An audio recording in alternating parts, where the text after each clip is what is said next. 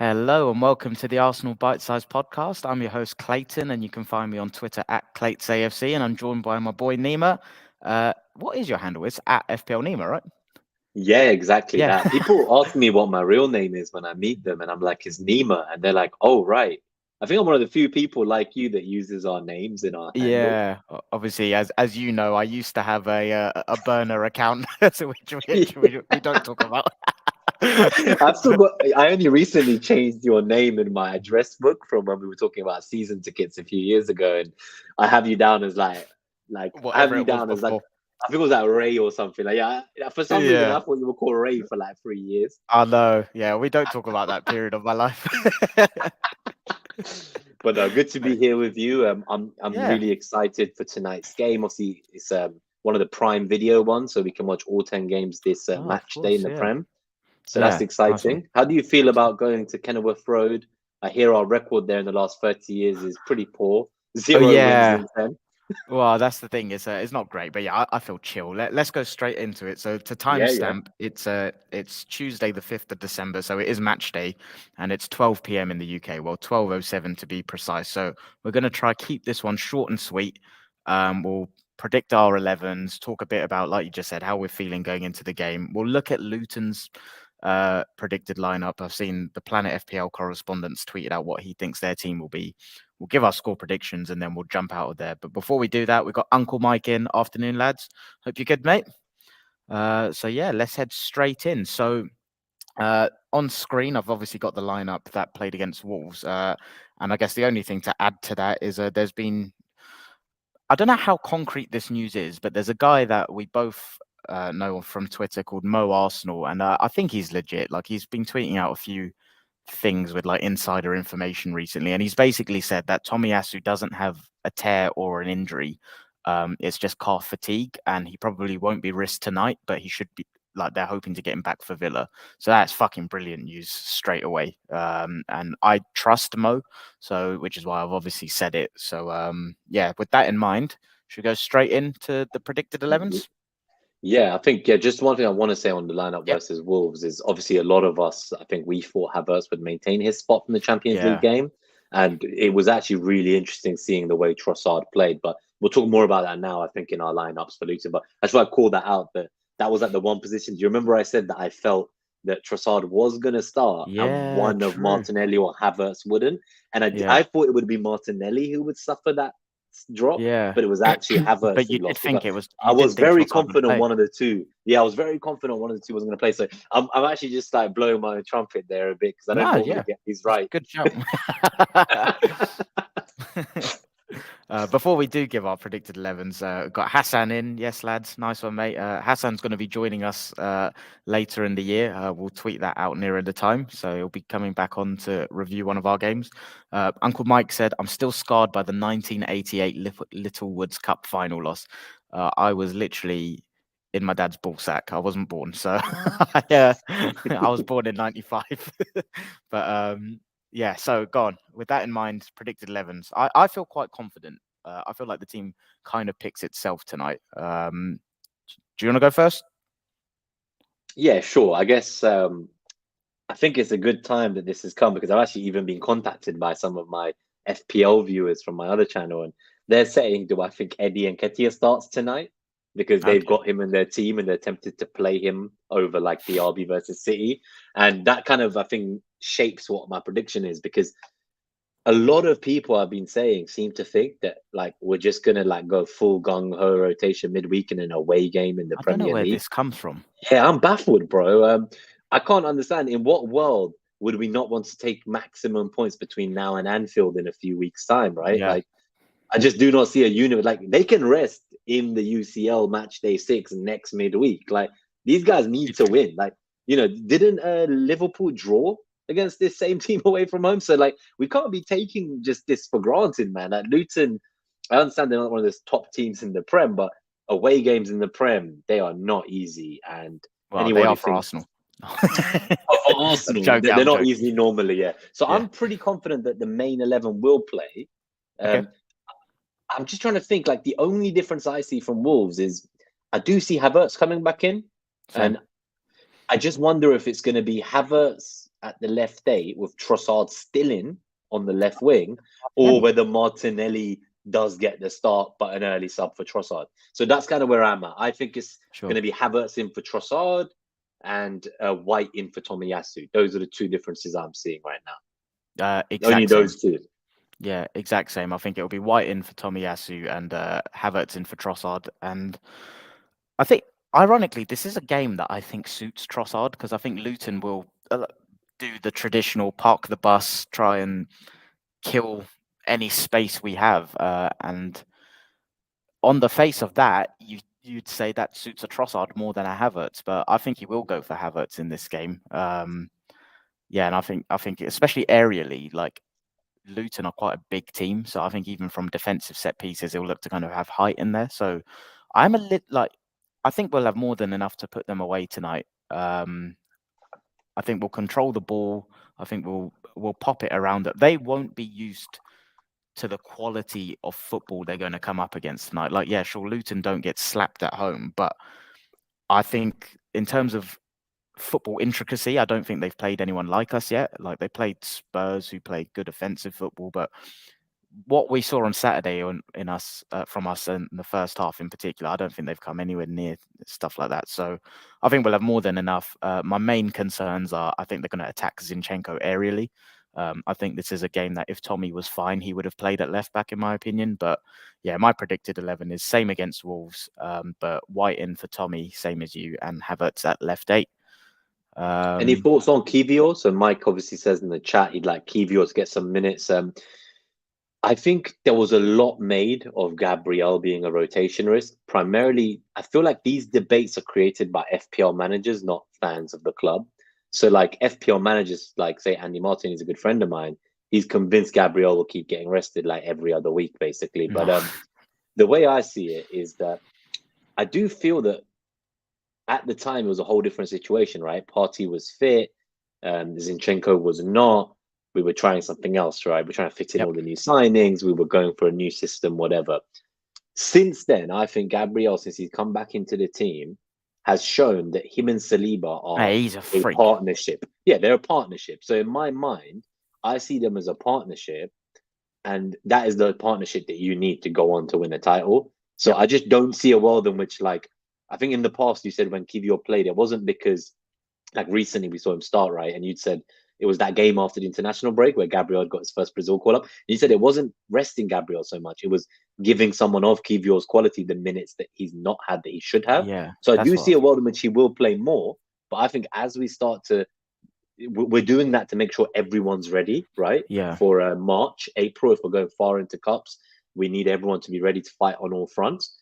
And I think we saw that in the Champions League. A lot of people were frustrated we didn't bring on the kids like Miles Lewis Kelly and Nawanari. You know, Eddie came on. I could see visible frustration from the fans in the stadium. But in reality, he was bringing on Jorginho, Kiwior, you know, Eddie, because these are the guys he needs to make sure are ready.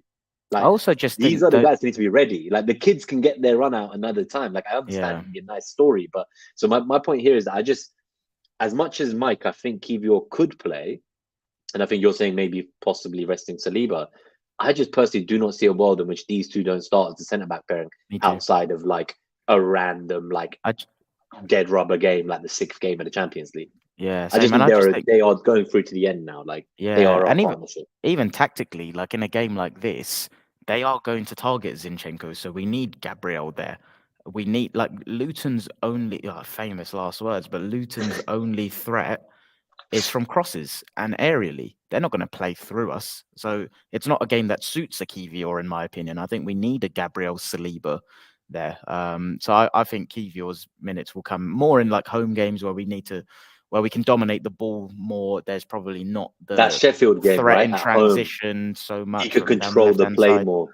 Yeah, he can help control the play. Whereas with this, I think we're going to have to fight. It's going to be aerial battle.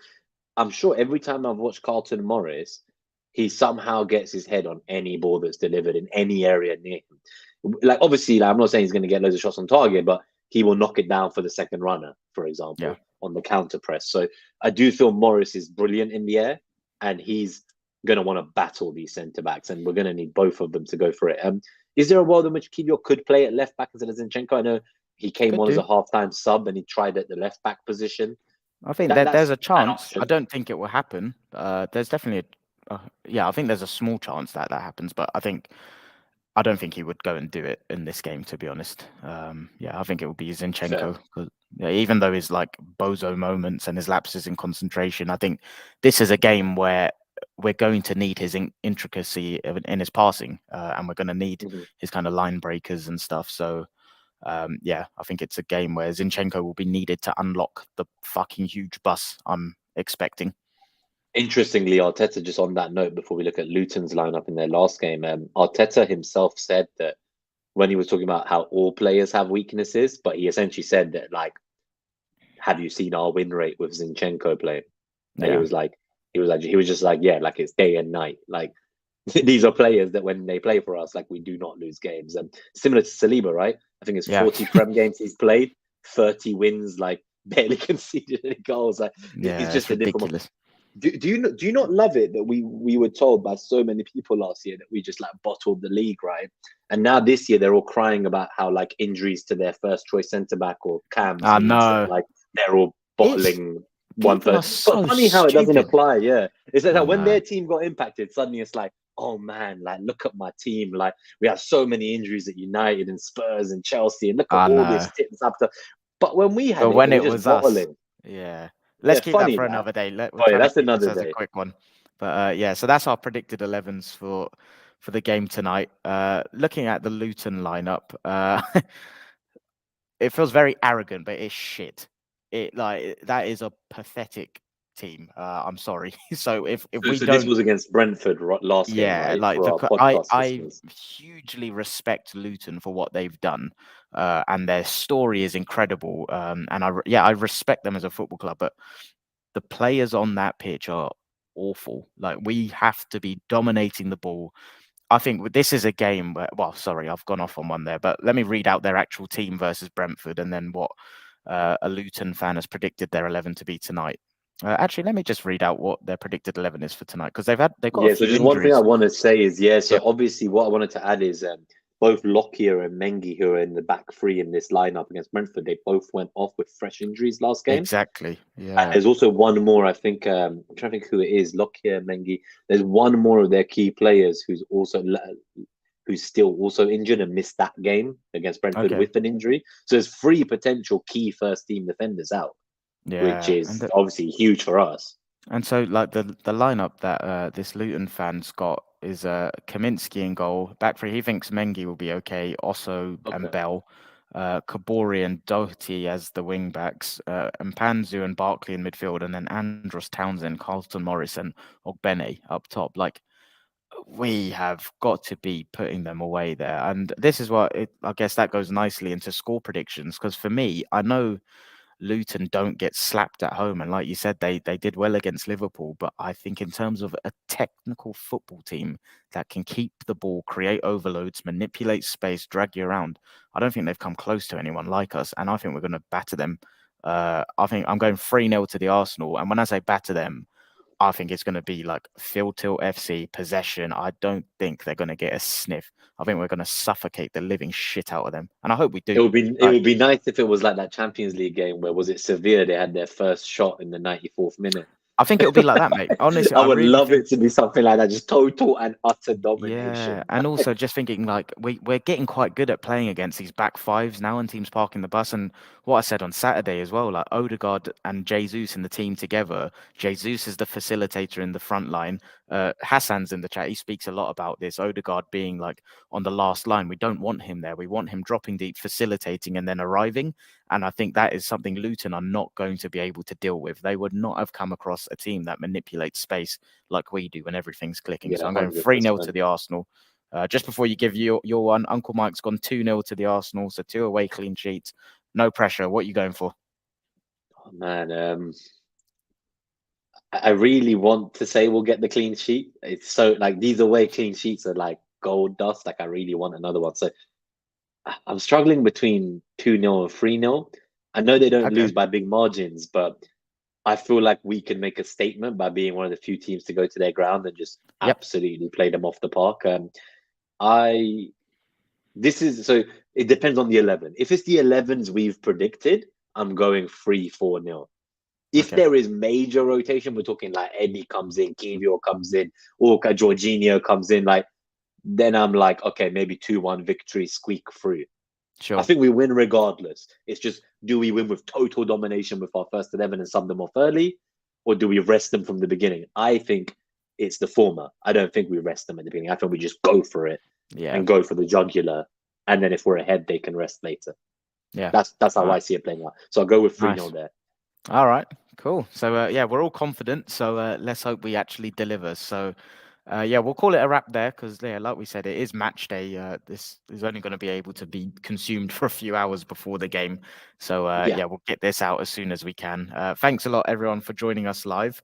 We'll be back tomorrow to review the game, and then as well on Friday we'll be doing a preview of the Villa game. So yeah, we're working as hard as Declan Rice this week. So Busy week, isn't it? yeah, share the love.